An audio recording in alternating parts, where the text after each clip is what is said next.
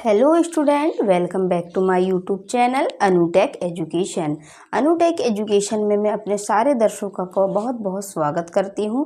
तो friend, finally हम लोगों ने पास्ट टेंस को कंप्लीट कर चुके हैं, ठीक है ना। पिछली क्लास में हम लोगों ने देखा और हमने पास्ट टेंस को पूरा कंप्लीट कर चुके हैं और आज हम एक नए टेंस के साथ प्रेजेंट हुए हैं, ठीक है ना, उपस्थित हुए हैं कि एक नए टेंस के बारे में मैं आप लोगों को बता रही हूँ। आप लोग तो इसको बिल्कुल जानते ही होंगे कि ये 3rd नंबर का टेंस था हमारा। प्रेजेंट पास्ट को हमने कंप्लीट कर चुके हैं और ये टेंस हमारा फ्यूचर है और फ्यूचर भी उसी की तरह है, बाकी दोनों टेंसों की तरह ही, बस थोड़ा सा अंतर है और आप देख लीजिए कि वो अंतर क्या है। बहुत सिंपल टेंस है, ठीक है ना। अब हम लोग देखेंगे फ्यूचर इंडेफिनिट टेंस के बारे में, ठीक है ना। कोई भी काम डेफिनेट तरीके से नहीं हुआ है मतलब वो इनडेफिनेट है, उस चीज़ को ये शो कराता है, ठीक है। तो अब हम लोग देखेंगे इसकी पहचान भी कुछ बता दो, है ना। तो पहचान क्या होगी? गागेगी मतलब मैं खाना खाऊंगा, मैं जाऊंगा, मैं तुम्हें वीडियो के अंत में कुछ चीज़ बताऊंगी, है ना। या फिर मैं बोल सकती हूँ कि तुम मुझसे प्रॉमिस करो कि तुम मेरे चैनल को सब्सक्राइब करोगे, है ना। इस टाइप के जो भी सेंटेंस होते हैं, ठीक है। हम कल दिल्ली जाएंगे, है ना। इस टाइप के जो सेंटेंस हैं वो सारे गा गे ये वाले जो लास्ट में आते हैं हमारे सेंटेंस है, उनकी पहचान होती है। ये फ्यूचर की ही पहचान है कि लास्ट में गागेगी आएगा। या हम कह सकते हैं किसी को हम धमकी दे रहे हैं कि यदि तुम मेरे वीडियो को नहीं देखोगे तो मैं तुझे ब्लॉक कर दूंगा तुम्हें, है ना। इस टाइप की धमकी दे दिए। या हमने प्रॉमिस किया कि कल मैं तुम्हें ना चॉकलेट दिलवाऊंगा, ठीक है। इस टाइप की जो भी चीज़ें होती हैं हमारी, ठीक है, चाहे वो धमकी हो चाहे प्रॉमिस हो, वो सारी चीज़ें हमारी फ्यूचर इंडेफिनिट टेंस के अंतर्गत या फ्यूचर टेंस के अंतर्गत आती हैं। आप लोग इसे देखकर ही पहचान जाएंगे कि सेंटेंस के लास्ट में गागेगी होता है, ठीक है ना। इसी को हम फ्यूचर इंडेफिनिट टेंस भी कहते हैं, ठीक है। अब वही पुराने रूल्स, अफर्मेटिव का स्ट्रक्चर देख लेते हैं हम लोग, ठीक है। वही सब्जेक्ट, इसकी हेल्पिंग वर्ब कुछ अलग होती हैं, विल और सेल। हम जैसे ही क्वेश्चन में सेल विल को देखेंगे और गागेगी लास्ट में देखेंगे तो हमें बिल्कुल समझ में आ जाएगा कि हम किस टेंस की बात कर रहे हैं और ये फ्यूचर में चले जाएगा। हम एकदम फ्यूचर को ही सोचने लगेंगे कि यार ये तो फ्यूचर टेंस है, इसमें लास्ट में गागेगी आ रहा है, सेल विल आ रहा है, ठीक है ना। इनकी हम सिर्फ हेल्पिंग वर्ब को देखकर ही पहचान जाते हैं, ठीक है। बहुत इंपॉर्टेंट कॉन्सेप्ट है ये भी फ्रेंड, और हम कह सकते हैं कि इसकी पहचान भी बहुत आसान है ना। थोड़ी सी पास्ट की थोड़ी टफ होती है लेकिन हम लोगों ने उसको भी बहुत आसान से आसान तरीके से देख चुके हैं हम लोग, है ना। हमारे ये सारे टेंस हो चुके हैं दो, हम सिर्फ लास्ट टेंस की बात कर रहे हैं। और फ्यूचर हेल्पिंग वर्ब आप लोगों के सामने लिखी हुई है कि किस टेंस की क्या होती है, ठीक है ना। अभी हम लोगों ने देखा था प्रेजेंट की, पास्ट की और फ्यूचर की, सभी की अलग अलग होती है। फ्यूचर की तो बिल्कुल अलग होती है, इसको तो हम ऐसे ही पहचान जाते हैं। तो अब आप सोचेंगे सेल और विल, अब इनमें थोड़ा सा लॉजिक लगाने वाली बात है कि आप सोच रहे होंगे कि सेल किसके साथ और विल किसके साथ। अभी हमने पिछले टेंसों में देखा था सिंगुलर और प्लूरल के बारे में, तो उनमें सिंगुलर के लिए अलग सब्जेक्ट डिवाइड थे, प्लूरल के लिए अलग सब्जेक्ट डिवाइड थे, ठीक है। लेकिन इसमें थोड़ा सा रूल्स अलग है, ठीक है ना। सेल का प्रयोग आई और वी के साथ और विल का प्रयोग ही, सी, इट, दे या किसी का नाम है उसके साथ, ठीक है। ये इनके लिए ये डिवाइड हो चुके हैं। तो बस आप लोगों को ये इतने रूल्स याद करना है, ठीक है ना। ये ऊपर वाले कि जैसे हमने सेल लिख रहे हैं, आई लिखे तो आई के साथ सेंटेंस में हम सेल लिखेंगे, वी लिखे सेंटेंस में तो हम वी के साथ सेल लिखेंगे, ठीक है, क्योंकि यही हमारी हेल्पिंग वर्ब है।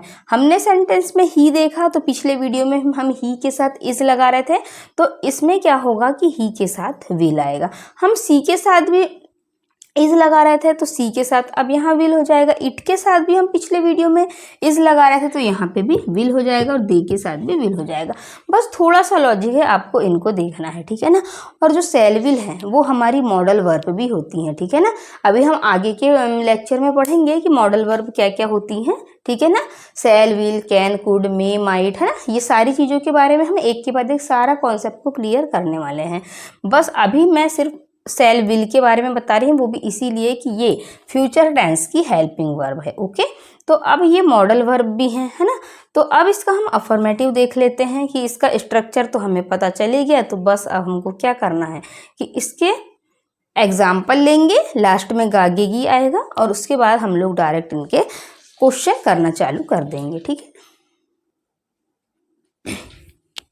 इसके साथ भी कुछ कंडीशंस होती हैं। ठीक है, कि आई, जैसे हम नॉर्मली सेंटेंस में आई और वी के साथ में प्लूरल मान के प्लूरल वर्ब लगाते थे, उसमें इसमें भी कुछ उसी टाइप का कॉन्सेप्ट है लेकिन थोड़ा सा अलग है। ठीक है, लेकिन सेल के साथ क्या आएगा, आई और वी के साथ सेल आएगा, और विल किसके साथ आएगा, ही सी इट या दे, जो भी सब्जेक्ट होते हैं हमारे उनके साथ में यहाँ पे हमें विल का प्रयोग करेंगे। ठीक है ना, लेकिन और एक चीज़ ये भी है कि एक कॉन्सेप्ट ये भी है कि यदि हम किसी को धमकी दे रहे हैं, ठीक है, किसी से प्रॉमिस कर रहे हैं, किसी से वादा कर रहे हैं, ठीक है ना, धमकी कैसे मैंने आप लोगों को बताया था कि मैं तुम्हें मार दूंगा। ठीक है ना, प्रॉमिस कर रहे हैं कि मैं कल आऊँगा ही। ठीक है ना, और वादा कर रहे हैं हम किसी से कि मैं ना तुम्हें कल चॉकलेट दूंगा। ठीक है, और मैं अच्छे अच्छे तुमको वीडियोस बना के दूंगी। ठीक है, मैं तुमसे ये वादा कर रही हूँ, तो उस कंडीशन में उल्टा हो जाएगा। ठीक है, उल्टा पुल्टा। ठीक है ना, जहाँ सेल आना चाहिए था वहाँ विल आ जाएगा, जहाँ विल आना चाहिए था वहाँ सेल आ जाएगा। ठीक है,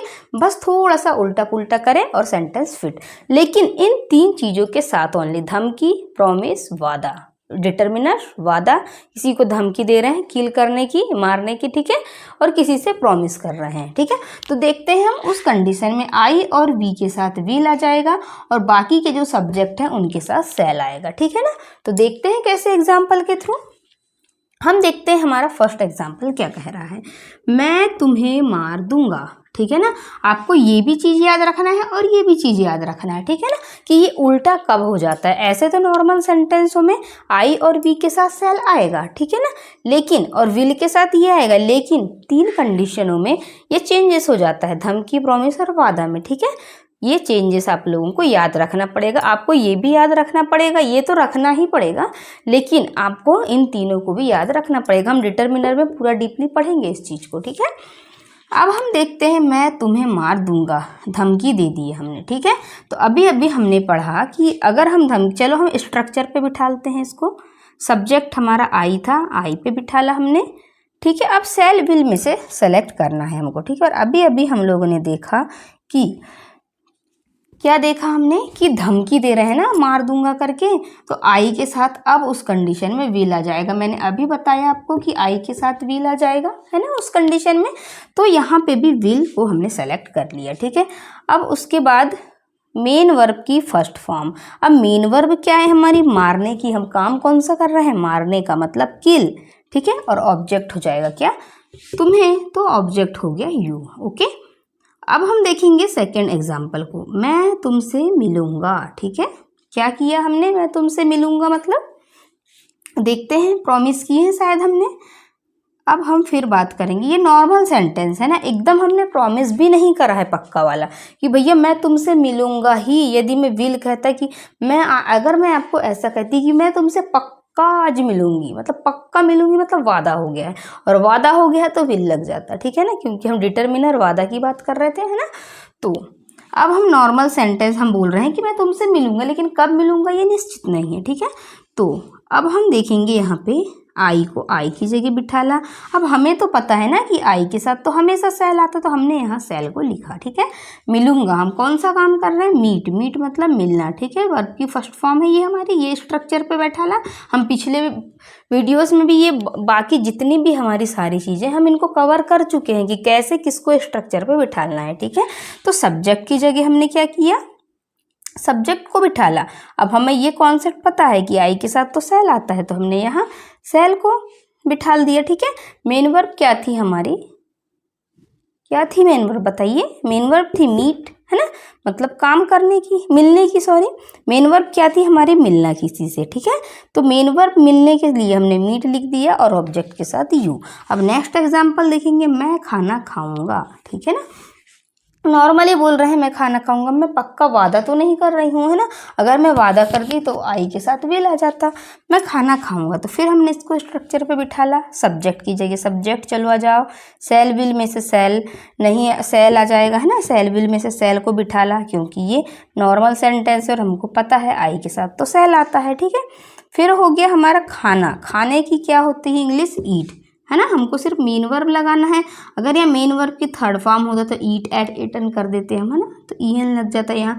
अगर मेन वर्ब के साथ आईएनजी होता तो हम ईटिंग कर देते, पर हमको तो ये कह रहे हैं ना कि सिर्फ मेन वर्ब की फर्स्ट ही फॉर्म चाहिए, तो हम ईट ही लिखेंगे और ऑब्जेक्ट है हमारा द फूड। तो आई होप आप लोगों को अफर्मेटिव के बारे में थोड़ा समझ में आ गया होगा।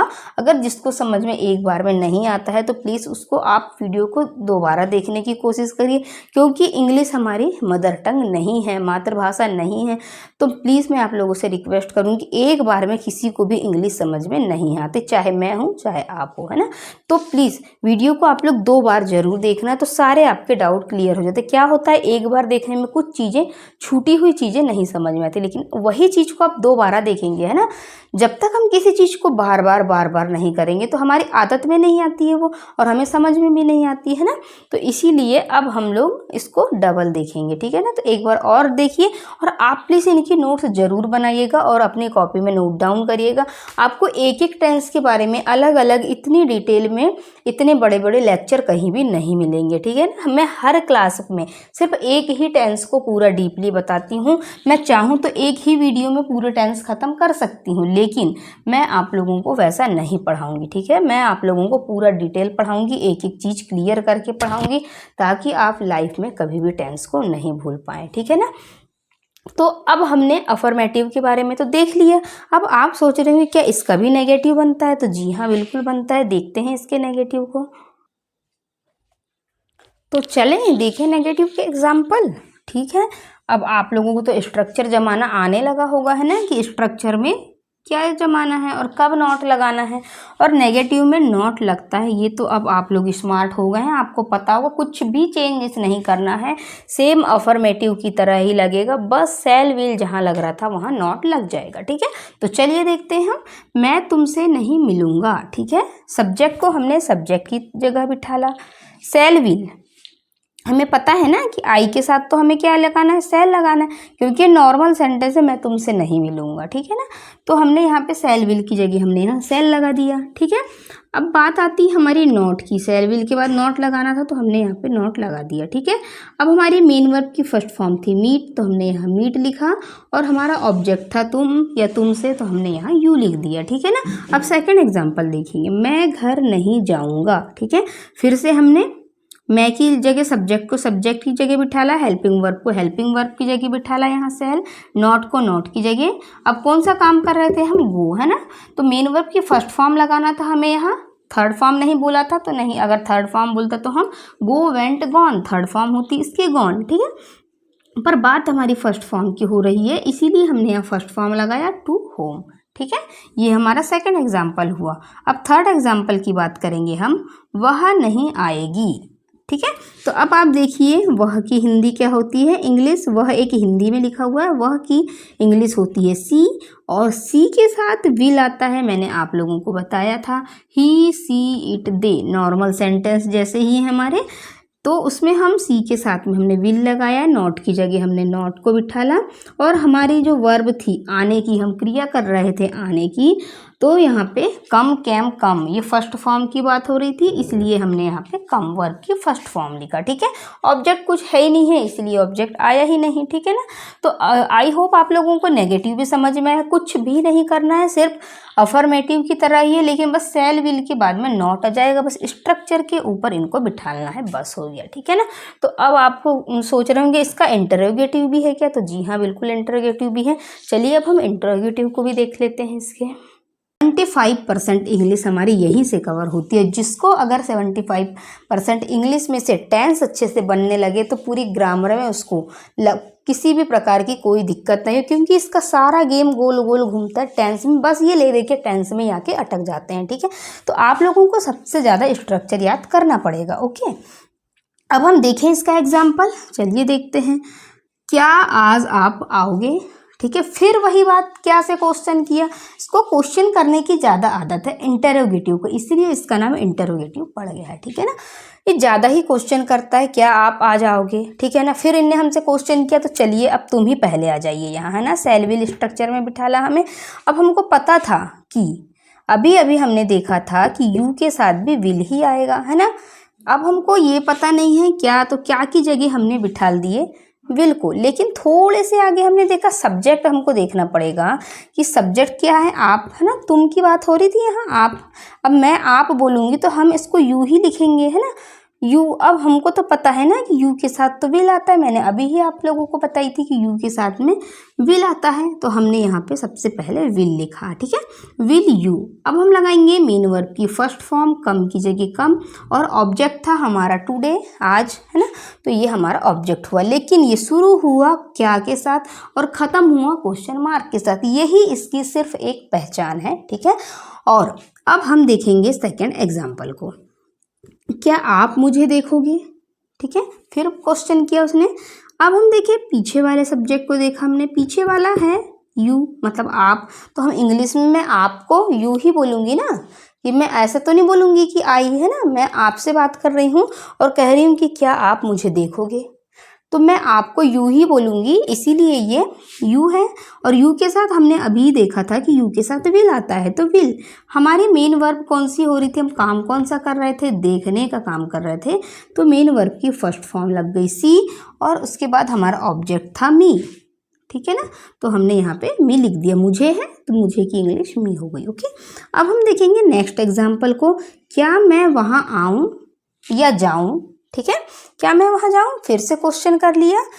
तो अब हम फिर से देखेंगे, मैं हमारा सब्जेक्ट को देखेंगे, क्योंकि ये क्या करता है, इसको सामने आने की ज़्यादा आदत हो गई है, तो ये क्या है, हमको सेल विल को सामने लगाना ही पड़ेगा। अब इन्हें सब्जेक्ट को पीछे कर दिया, लेकिन हमको सब्जेक्ट को पहले देखना पड़ेगा, सब्जेक्ट के अकॉर्डिंग ही हमें सेल विल को सेलेक्ट करना है।